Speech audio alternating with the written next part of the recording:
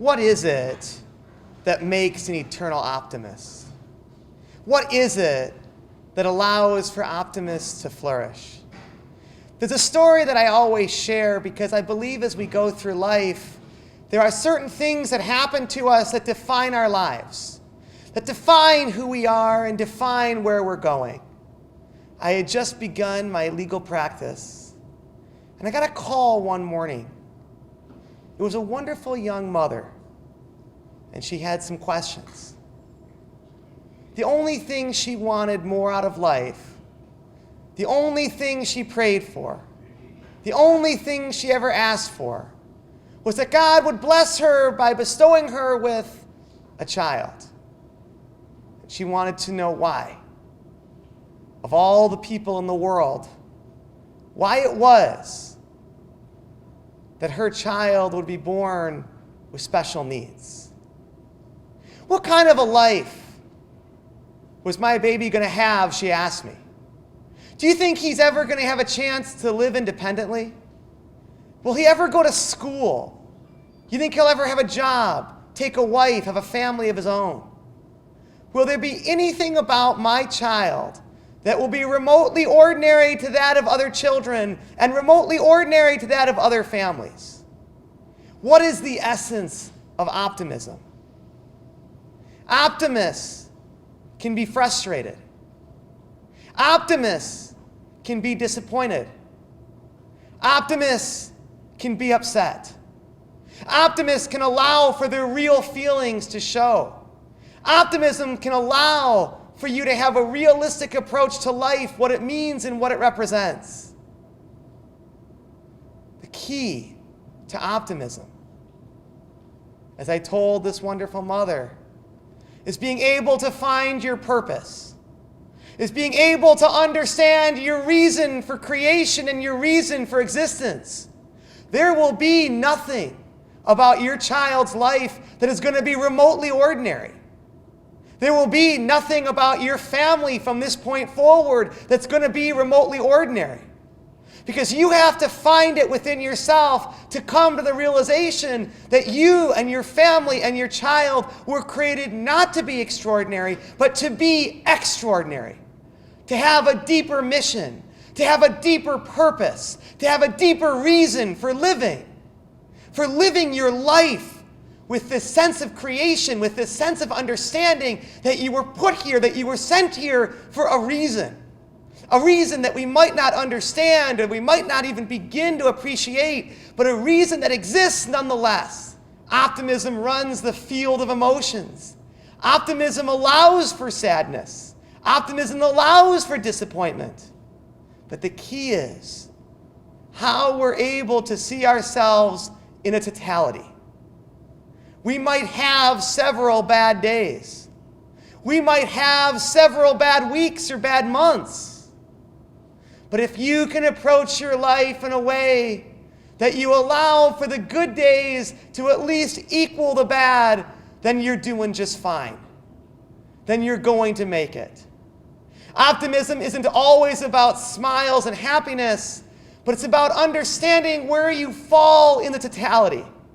If you can look at your life and experience your life and realize that in the grand scheme, in the big picture, things are going okay.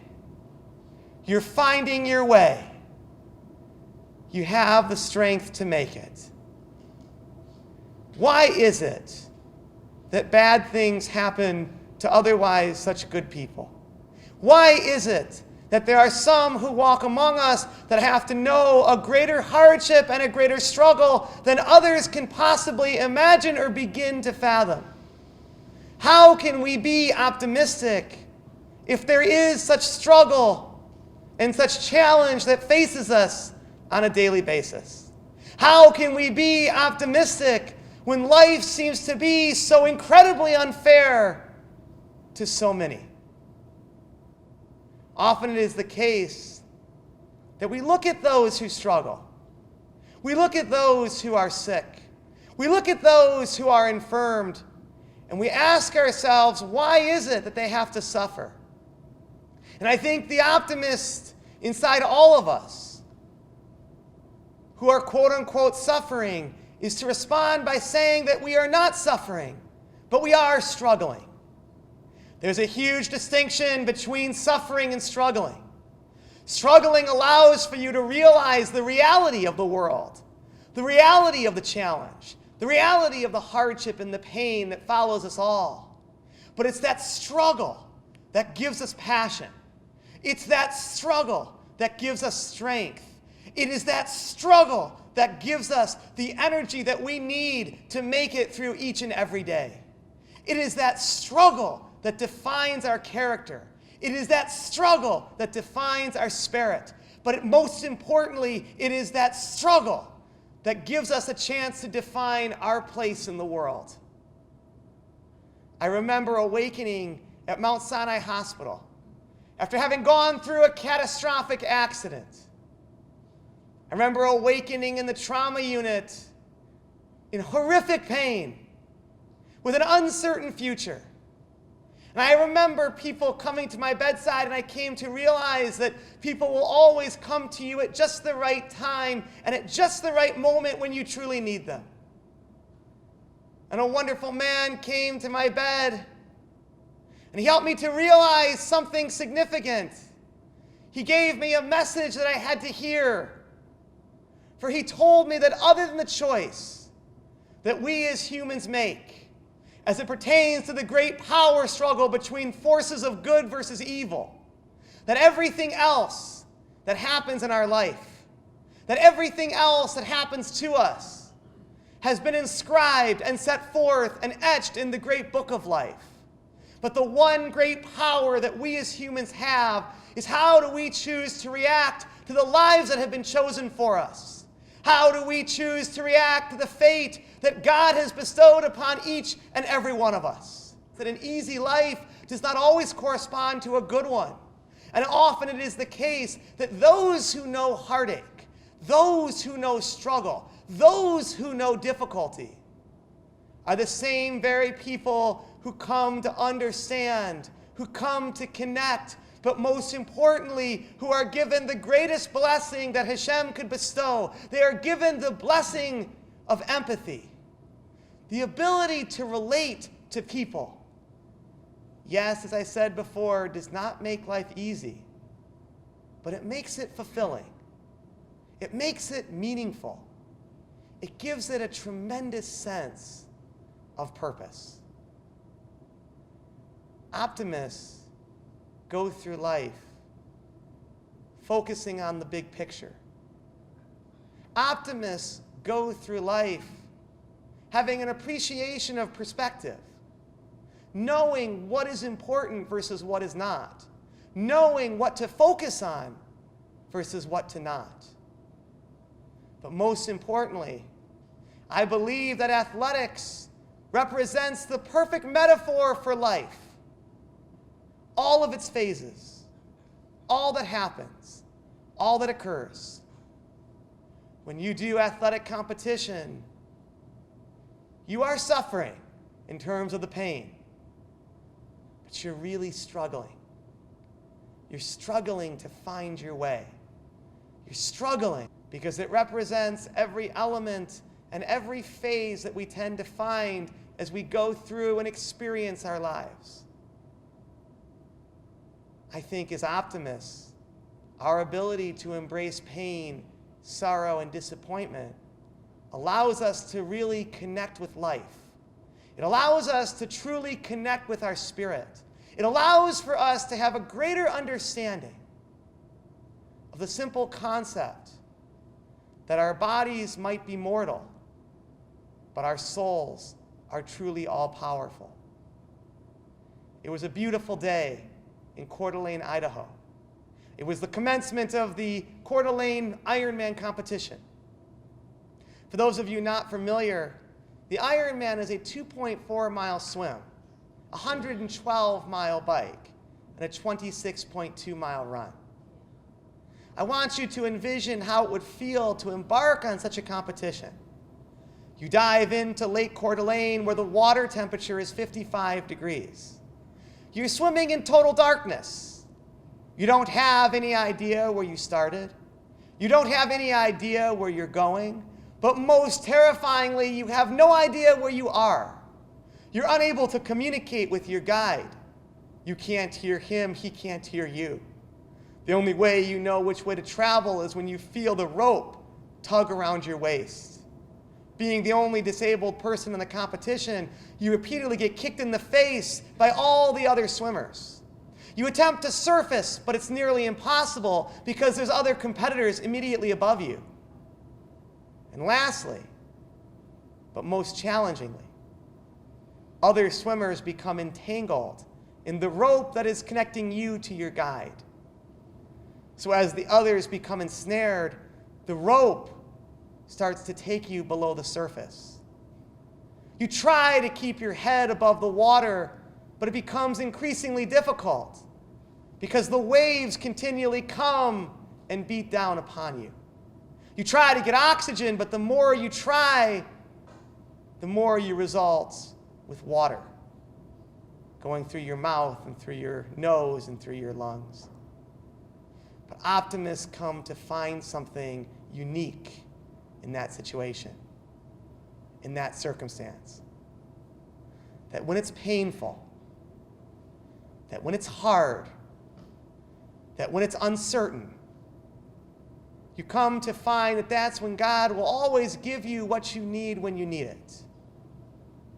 You might not have anything more than you need, but you never seem to have anything less than you need either. You come to believe that the pain is tolerable. The frightenedness and scared feelings that you have can be worked through by the feelings and the guidance of the soul. So why is it that bad things happen to such good people? Why is it that those who go through their life trying to find the good, trying to find the joy, trying to find the best, seem to struggle the most? It was a beautiful day in New York Central Park. I remember walking in the pedestrian lane. I'd memorized the park. I know the road that travels its circumference. And as I was walking in the pedestrian lane, a cyclist was going at a speed of in excess of 35 miles an hour. Since he was traveling at such a high rate of speed, he ultimately lost control. And in doing so, he veered into the pedestrian lane where I was walking and struck me directly in the back. The injury was quite catastrophic. It required over 10 weeks of hospitalization at Mount Sinai Hospital. So just why is it that bad things happen to otherwise good people? And why is it that there are some who walk among us that have to know a greater struggle and a greater hardship than others? What gives us the right? What gives us the power? What gives us the ability to remain optimistic in the face of such challenge and pain and struggle? Why is it that you would take somebody who used athletics to cope with his blindness, who used athletics to find strength, to find power, to find identity? Why would you allow for such a person to be stripped of all of that? To not have the opportunity to do the most easy of things, to do those basic, those simple things that make us who we are. Not give us the chance to use the bathroom or take a shower. Not allow for us the opportunity to put on clothes. Why would such things occur? Why? Optimists are able to take the good with the bad. Optimists are able to understand and appreciate their place. Optimists are able to realize that their soul will guide them through. Optimists are able to experience life in the big picture and not just a snapshot. Optimists are able to look beyond the past and focus on the future. Optimists are able to experience and appreciate those small but glorious victories. Optimists are the kinds of people that when folks would come to visit you in the hospital, I would always ask them, "Where are you going after this?" And they would always respond by telling me very mundane things. They would say, "I'm going to go to the dry cleaners," or "I'm going to go to the supermarket," or "I'm going to go out for dinner with some friends." And they'd say it in a very perfunctory, rudimentary manner, without any inflection or excitement. And I would tell them that you have to experience the small things. You have to take joy in the small things. You have to celebrate the small things. You celebrate that. You celebrate those small victories in life. You celebrate the fact that you're able to sit up in bed. You celebrate the fact that you can start using a walker. You celebrate the fact that you're able to find your way to the other side of the room. You celebrate the fact that you're able to reach the nurse's station. You put behind you that you were at one time an Ironman. You put behind you that you were at one time a 17-time marathoner, and you focus on the fact that you're able to stand. You focus on the fact that you're able to walk. You focus on the fact that you're able to find the strength to move forward, to start rebuilding. You celebrate those victories no matter how small or insignificant you might think that they are. And it's through those small victories, it's through those small accomplishments that you will rise, that you will find your way, that you will find the strength within you to rebuild your life, to rebuild your body, to rebuild and recalibrate your purpose in your existence. You celebrate those small victories, you celebrate those small things, and you celebrate every accomplishment that comes before you. It was a year ago, and it was time for the ING New York City Marathon. Now, this would be my 18th marathon, but it would be my first after a catastrophic accident. Running through the streets of New York with a shattered hip and a shattered pelvis would be difficult, to say the least. For when you have an injury such as this, the pain is with you each and every day. The pain follows you to all of your events, to all of your activities. The pain stays with you in the morning, in the afternoon, but especially at night.